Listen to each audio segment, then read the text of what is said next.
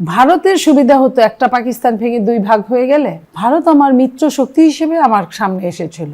আমি চাইলেই কিন্তু আমি ওই পাকিস্তানের ওই পাকিস্তান হতে পারি না, পশ্চিম পাকিস্তান। আমি না পাকিস্তানি না ভারতীয়, আমার নাম বাংলাদেশ, আমি বাংলাদেশি। আমরা সত্যিকার অর্থে মানুষ হতে পারিনি। ক্ষমতা বদলে গেলে ইতিহাস বদলে যায়। এতদিন একরকম শুনেছি যে আওয়ামী লীগই সবসময় বলে এসেছে স্বাধীনতার যে পুরো কৃতিত্ব এটা তাদের। এখন আবার আমরা বিএনপির গলায়ও ভিন্ন সুর দেখি। ইতিহাস কি আসলে বদলে যায় কিনা ক্ষমতা পালাবদলের সাথে সাথে? আজকে যখন 54 বছর পরে একই জায়গায় আমরা দাঁড়িয়ে আছি, আপনি খেয়াল করেন, তখনও মানুষ মারা যেত, তখনও মানুষকে মেরে ফেলতো। আজকেও দেখেন কত দুঃখজনকভাবে সত্যি যে আমাদের ছেলেরা যারা কিছুদিন আগে অভ্যুত্থান ঘটালো তাদেরকে চলে যেতে হচ্ছে এইভাবে, তাদের কাউকে কাউকে। এটা আসলে জাতিকে, এই জাতিটা আমরা, রবীন্দ্রনাথ বলেছিল না যে রেখেছো বাঙালি করে মানুষ করনি। আমরা সত্যিকার অর্থেই মানুষ হতে পারিনি।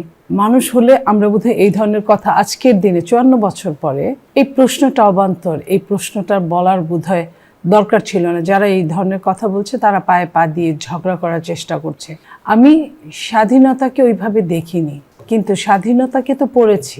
আমার দেশের ইতিহাস আমার অস্তিত্বের মধ্যে জায়গা করে নিয়েছে। সেইখানে বই যদি নিখুঁত হয়, বই যদি অত মিথ্যা না বলে, বই যদি বিকৃত না হয়, তখনও মানুষ অতটা বিকৃত মন মানসিকতার ছিল না। আজকে যে 54 বছরে যতটা পুক্ত হয়েছে, সেই জায়গায় আপনার স্বাধীনতার ঘোষণা দিয়েছেন একজন, আজকের দিনে শহীদ প্রেসিডেন্ট জিয়া রহমানকেও আমি স্মরণ করছি। আওয়ামী লীগ সেই দিন আপনার শেখ মুজিবুর রহমান সাহেবকে অ্যারেস্ট করেছিল। আমি যদি তার জায়গায় থাকতাম আমিও হয়তো বা যুদ্ধ করতাম না। আমি এটা বললাম এই কারণে যে পূর্ব পাকিস্তানে বেশি সংখ্যাগরিষ্ঠতা ছিল নির্বাচনে। অবিভক্ত পাকিস্তানের উনি প্রধানমন্ত্রী হতে পারতেন, হতেন, এটাই আইনত হতেন। কিন্তু যখন হতেন না, তো ভাঙা একটা বাংলাদেশের বা অর্ধেক বাংলাদেশের অর্ধেক পাকিস্তানের তো প্রধানমন্ত্রী হওয়ার জন্য নির্বাচন করেন নাই। সেই জায়গাটায় আমি বলছি, যখন আপনার পাকিস্তানিরা আমাদেরকে এটা দিবে না, আমাদের ন্যায্য হিস্সাটা, তখন কিন্তু 25শে মার্চের কালো রাতে কিন্তু তারাই ঝাঁপিয়ে পড়েছিল। এই যে তাদের নামে কিন্তু পাক বাহিনী বলি, আপনি যে কথাগুলো বললেন সেইগুলো যে নামেই আমরা ডাকি না কেন, তারাই কিন্তু আগে ঝাঁপিয়ে পড়েছিল। সেই দিন ভারত হতে পারে, ভারতের সেই দিন সুবিধা ছিল। শত্রু মানে আমার বন্ধু, রাজনীতি তাই বলে।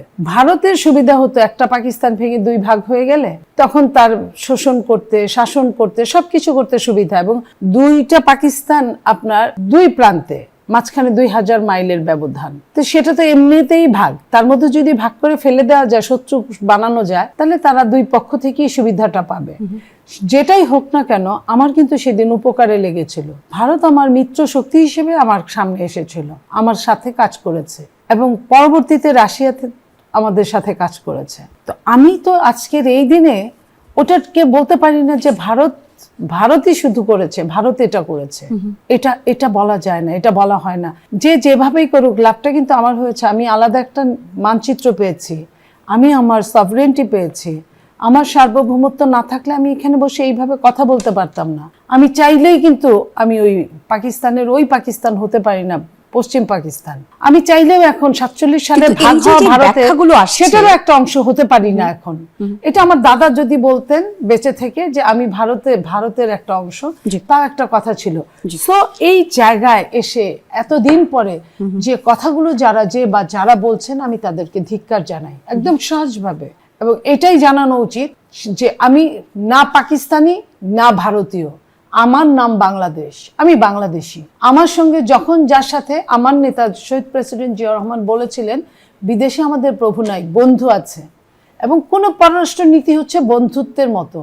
সেই বন্ধু আমি সবাইকেই মনে করি, যার সাথে যেটা নিয়ে আমার লাগবে আমি ওই জায়গাটাই রাখতে চাই, ওই জায়গাটায় আমি মিট করতে চাই, আমি একটা মিউচুয়াল আন্ডারস্ট্যান্ডিং এ যেতে চাই। আমি এই ধরনের নোংরা কথাগুলো এতদিন পরে, এত বছর পরে, যখন বাংলাদেশের বয়স অর্ধ শতাব্দী ছাড়িয়ে গেছে, তখন এই কথাগুলো বলার কারণটা কি? একদম।